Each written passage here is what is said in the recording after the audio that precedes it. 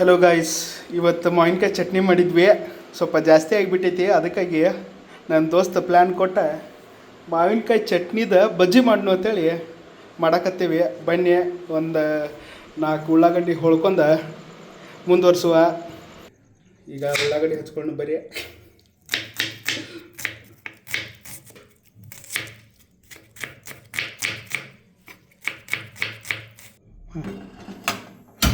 ನಾ ಈ ಕಡೆ ಉಳ್ಳಾಗಡ್ಡಿ ಕೊರ್ಕೊಳ್ಳೋದ್ರಾಗ ನಮ್ಮ ದೋಸ್ತ ಕಡೆ ಗ್ಯಾಸ್ ಹಚ್ಚಿ ಅದಕ್ಕೆ ಎಣ್ಣೆ ಹಾಕತ್ತನ.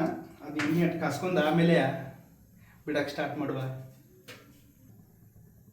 ನಮ್ಮ ದೋಸ್ತ ಎಣ್ಣೆ ಹಾಕೋದ್ರಾಗೂ ಕ್ರಿಯೇಟಿವಿಟಿ ತೋರ್ಸತ್ತಾನ.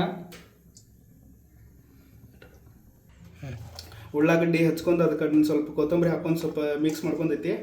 ಅದನ್ನ ಈಗ ಚಟ್ನಿ ಒಳಗೆ ಮಿಕ್ಸ್ ಮಾಡಿಬಿಡುವ. ಮಿಕ್ಸ್ ಮಾಡಿ ಎರಡು ಚೆನ್ನಾಗಿ ಕಲಿಸ್ಕೊಂಡು ಆಮೇಲೆ ಬಜ್ಜಿ ಬಿಡುವ.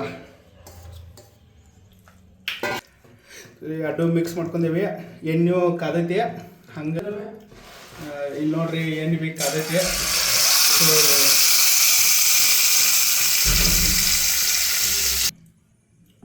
ಸ್ಟಾರ್ಟ್ ಮಾಡಿ.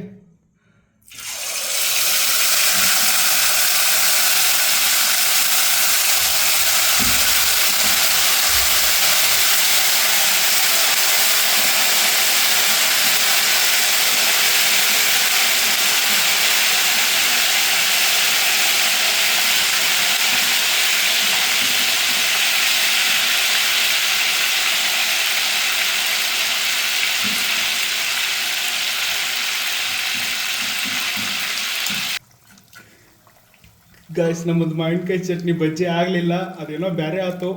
This is failure. Idea number 1.